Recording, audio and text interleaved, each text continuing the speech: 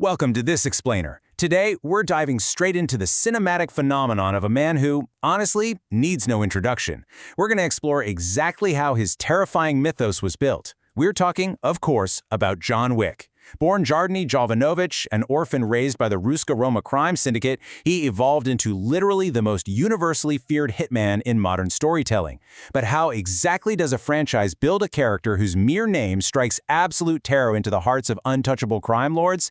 How do you craft a legendary reputation that feels totally earned rather than just kind of handed to the protagonist? Well, that is exactly what we're going to deconstruct today using the very lore, the rules, and the mythology that shape this brutal, incredible world. To really grasp the sheer weight of his reputation, we have to start right here. This hushed, reverent warning from Russian mob boss Viggo Tarasov to his son isn't just a throwaway line. It's the cornerstone of the entire franchise. I mean, think about it. When a powerful, ruthless crime lord looks utterly defeated just by hearing a guy's name, it instantly establishes our protagonist, not just as a skilled fighter, but as an inescapable force of nature. It tells us right out of the gate that John Wick operates on a completely different level than the criminals we're used to seeing on screen, shifting the power dynamic entirely through reputation alone. So let's deconstruct this legend piece by piece. On the agenda today, first, meet the Baba Yaga. Second, feats of the boogeyman. Third, rules of the underworld. And finally, the modern myth. Section 1. Meet the Baba Yaga. You know, long before he was the quiet guy mourning his late wife Helen and her final gift of a beagle puppy, he was a terrifying rumor. Just consider the Slavic origin of his moniker for a second. By invoking the Baba Yaga, the criminal underworld isn't just calling him a scary guy. No, they're actively comparing him to an elemental, mythical force of fear ripped straight from ancient folklore.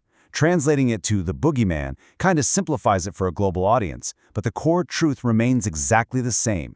He's viewed as a monster who comes in the dark to punish the wicked. He isn't just a man in their eyes. He's the inevitable, fatal consequence of crossing the wrong lines. And this terror crosses all borders. Imagine having a reputation so vast that it earns you a global list of whispered aliases. The Italians call him Lo Spettro, or the Ghost.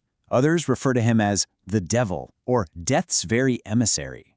This is so brilliant because it validates his hyper-lethal status without him having to fire a single shot. When literally every corner of a sprawling international underworld has a different, terrified nickname for you, it tells us that your legend is universally acknowledged and deeply feared by the very worst people on Earth.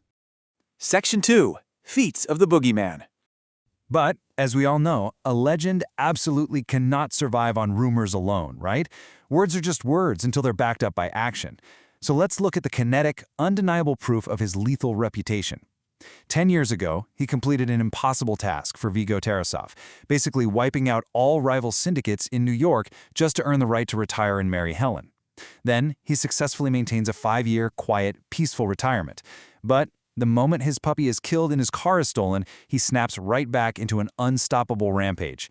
This timeline proves that his legendary reputation is built on contrast. It's the capacity for ultimate violence living right next door to a desire for total peace. 205. That is the number of confirmed on-screen kills in just his first 2 outings alone. We're talking about a man whose methodology is brutally straight to the point. He doesn't skulk in the shadows or rely on sniper rifles from miles away. Nope, he walks right through the front door of heavily guarded nightclubs and safe houses, employing what's been famously dubbed gun fu, and just methodically eliminates dozens of highly trained guards. He is a master of death, moving with this terrifying rhythmic efficiency.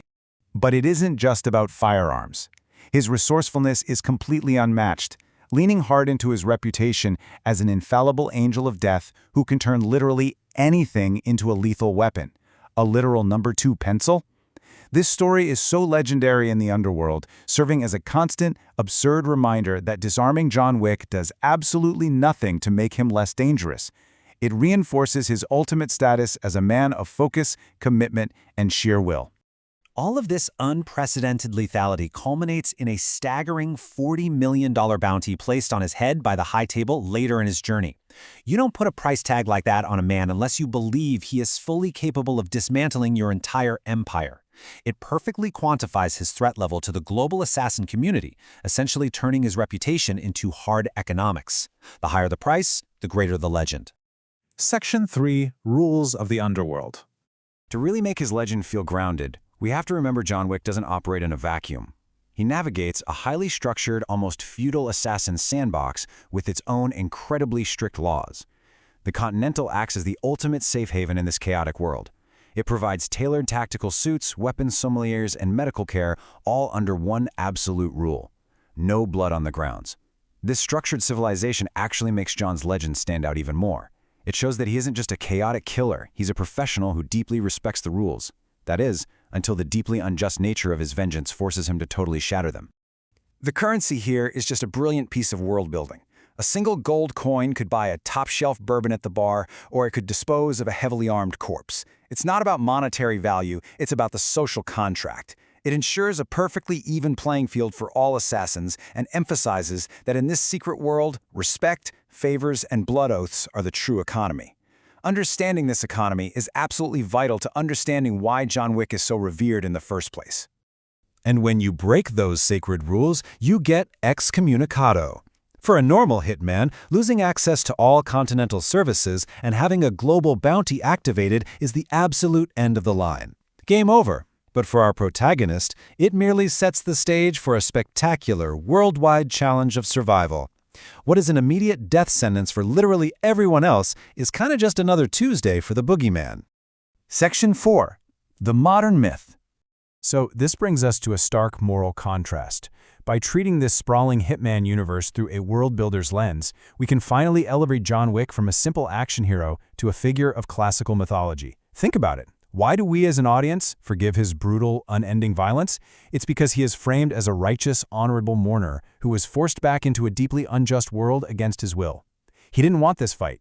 He is a tragic figure, drawing strength from the memory of his wife. This duality, the tender husband versus the relentless killer, makes him just incredibly compelling. When you map it out, the parallels to ancient epics are totally undeniable. He's Orpheus descending into a literal underworld to hold on to his love's memory. He's Dante, journeying through the various specialized circles of a criminal hell. He completed a Herculean impossible task to earn his freedom. And ultimately, he's Odysseus, a fearsome, totally exhausted warrior who truly just wants to find his way back to a peaceful home. This isn't just a fun shootout, it's a modern epic obsessed with fealty, penance, and Bushido-like codes of honor. A man, proud, moody, cynical, implacable in revenge, yet capable of deep and strong affection.